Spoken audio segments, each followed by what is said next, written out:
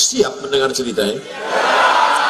Ada seorang kaisar dari negeri Romawi. Romawi itu sekarang Rome, Eropa. Kaisar ini namanya Kaisar Julian. Siapa namanya? Kaisar Julian. Kaisar Julian membuat kalender. Itulah dia kalender Januari, Februari, Maret, April. Kebetulan saya lahir bulan Mei. Apa arti Mei? Maybe yes, maybe no. Maka setiap bulan-bulannya ada maknanya. Kaisar Agustinus, dibuatnya Agustus. Ada patung, kepalanya dua, satu ke sana, satu ke sana. Maka patung itulah dibuat tahun bulan pertama, namanya patung Januari. Kenapa Januari dibuat di awal? Karena kepalanya dua, menghadap ke sana 2017, menghadap ke sana 2018, menghadap ke sana 2018, menghadap ke sana 2019. Ini Kaisar Julian punya nama. Lalu kemudian Kaisar Julian meninggal, kalender ini diambil oleh Paus di Vatikan, namanya Paus Gregorius. Siapa namanya? Gregorius. Dirubah nama kalender ini bernama Gregorian Kalender. Makanya cari di internet Gregorian Kalender, karena yang membuatnya Paus Gregorius. Dimodifikasinya ketika PBB, bukan pajak bumi bangunan, Persatuan Bangsa-Bangsa, kalau bahasa daerahnya United Nation, Nation bangsa-bangsa, United persatuan, Manchester United itu sepak bola. Berkumpul bangsa-bangsa, akhirnya PBB mengambil kalender dari Vatikan Gregorian, dipakailah yang dulu sebelumnya kerajaan Goa, kerajaan Islam di Sumatera, kerajaan di Jawa memakai kalender Hijriah Nabi Muhammad SAW untuk diseragamkan di seluruh dunia. Indonesia masuk anggota PBB, dikirimilah kalender itu. Maka Abdul Somad pun memakai kalender itu. Abdul Somad lahir 18 Mei. Tahun biarlah rahasia antara kita. Saya lahir 1977, umur 42, walaupun kelihatan seperti 22. Apakah boleh kita pakai alat non-muslim? Boleh. Ini kamera non-muslim punya, ini non-muslim punya.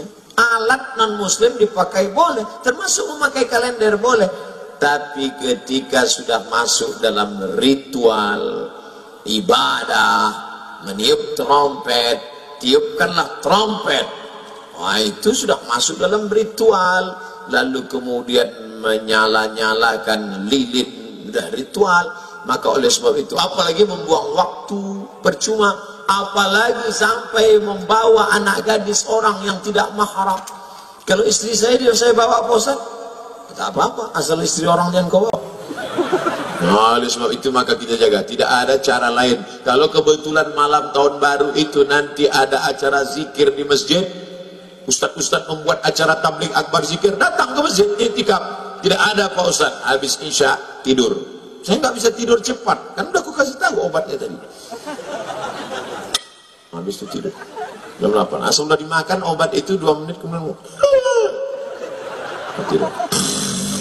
Selamatlah engkau insyaallah. Saya tidak tahu apakah di Gorontalo ada zikir atau tidak. Kalau ada mau buat acara, ada? Bagus, datang, hadir, pokoknya datang. Zikirnya dibuat dari jam 9, 10, 11, 12, 1, iktikaf, salat tahajud, pulang. Supaya selamat anak-anak kita. Bonceng, buat besar-besar stiker di motor, say no to bonceng.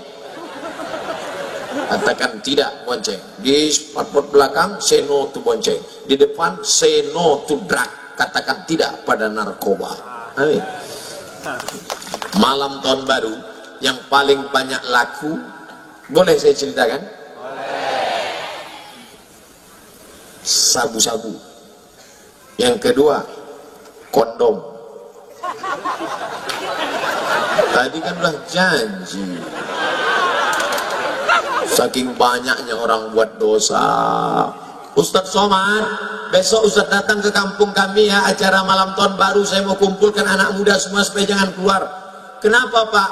Saya sudah tanya tukang ayam, 2000 ayam laku, mereka bakar.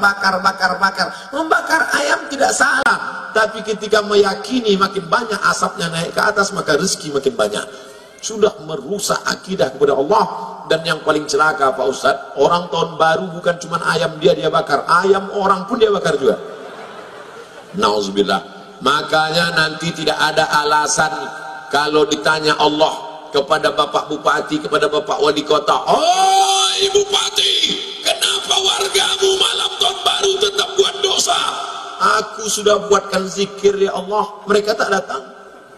Maka alhamdulillah, kita jaga negeri ini supaya tetap menjadi negeri baldatun thayyibatun rabbun ghafur. Apakah sah solat orang yang masih melakukan perbuatan syirik? La in asyrakta la yahbatanna amaluka. Kalau engkau melakukan syirik, maka segala amalmu gugur. Macam pohon kayu kering dihembus angin, maka rontok daunnya, solatmu melayang, puasamu terbang, infak sedekahmu hilang gara-gara syirik. Maka jangan rusak tauhid la ilaha. Tak ada yang disembah kecuali Allah.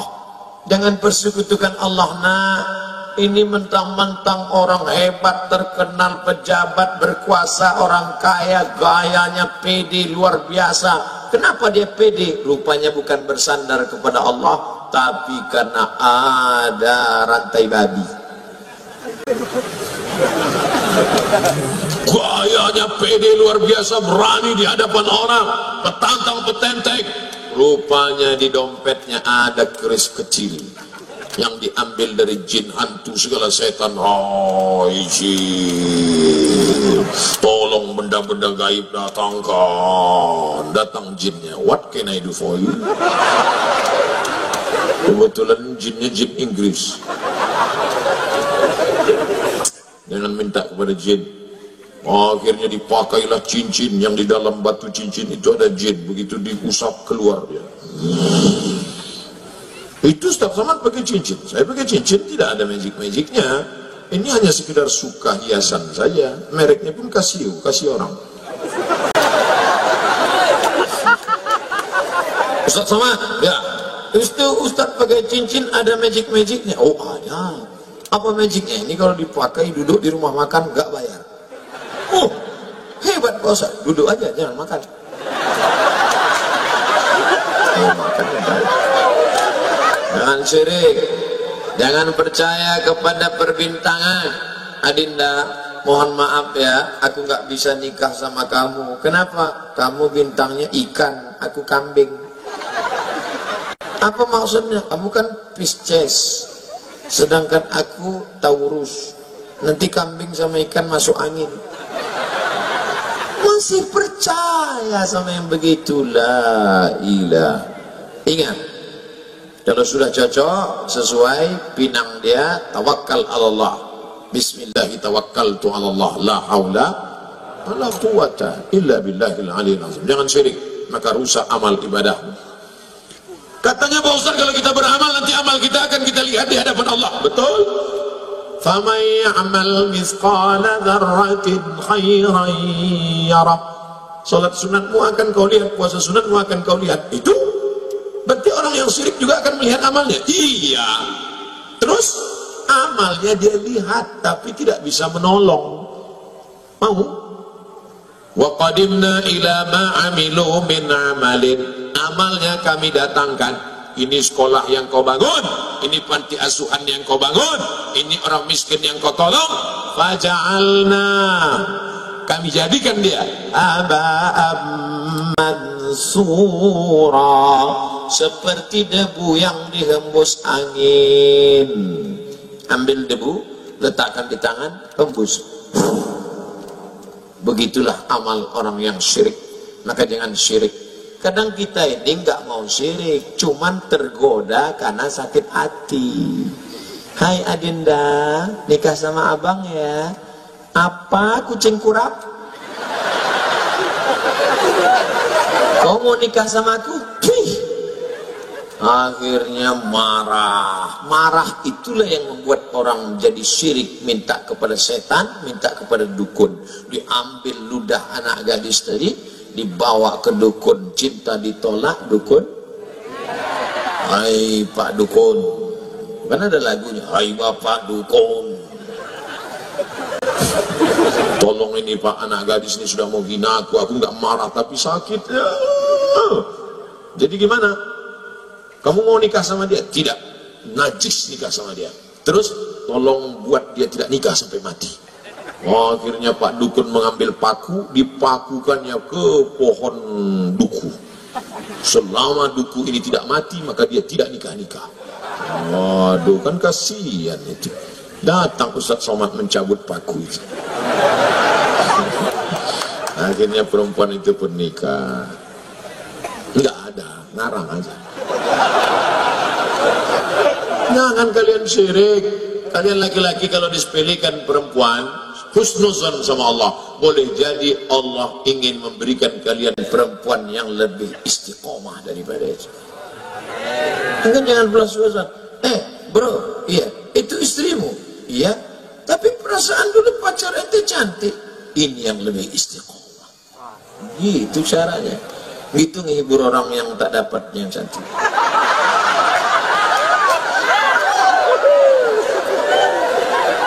Seperti pergi ke dukun. Dan pergi ke dukun. Kenapa tidak boleh pergi ke dukun? Ada orang sakit pergi ke dokter. Boleh apa nggak boleh? Boleh. Ada orang sakit pergi ke dukun. Boleh apa nggak boleh?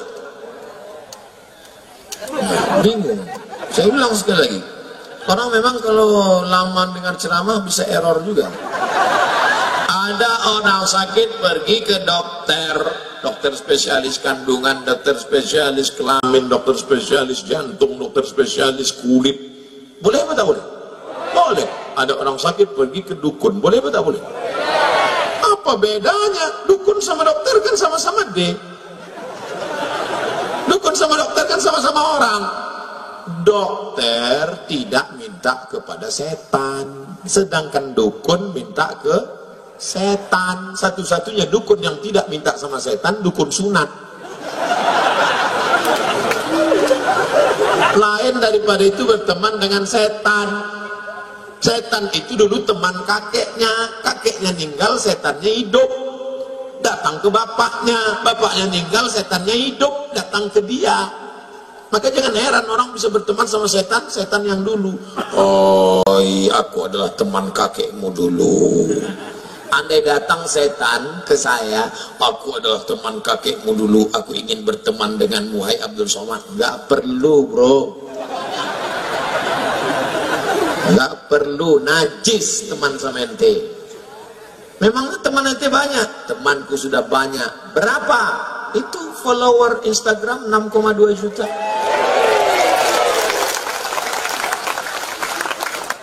Saya cuma mau ngasih tahu aja. Oleh sebab itu maka jangan berteman dengan setan. Orang yang berteman dengan setan ada dalam Al-Quran Pak Ustaz, juz 29, nama suratnya surat Al-Jin.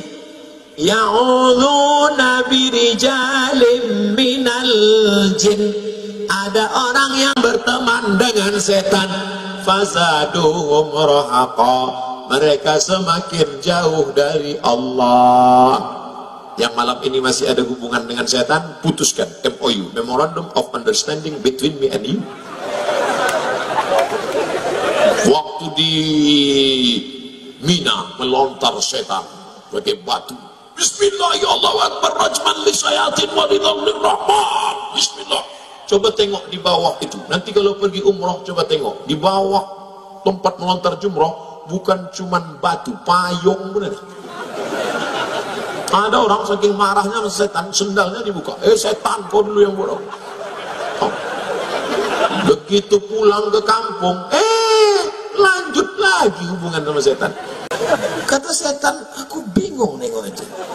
Kemarin waktu di Mina ente ngelentar setan sampai kesetanan.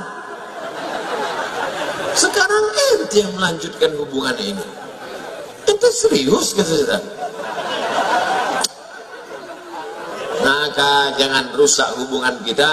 Makanya kita serahkan semuanya kepada Allah. Inna sholati wa nusuki wa mahyaya wa mamati lillah la syarika lahu wa bidzalika umirtu wa ana minal muslimin. Aku hanya berserah diri kepada Allah. Ya Allah, aku ini mau pergi ya Allah ke sebuah pulau bernama Sulawesi. Di bagian atasnya itu ada namanya kampungnya Gorontalo, provinsi. Di sana nanti aku akan bertemu dengan umat Muhammad sallallahu alaihi wasallam. Maka kulangkahkan kaki bismillah tawakkaltu 'ala Allah la haula wala quwata illa billah.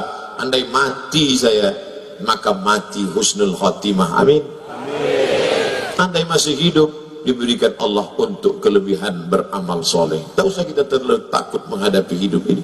Resiko hidup adalah mati. Takut mati jangan hidup, takut hidup mati saja.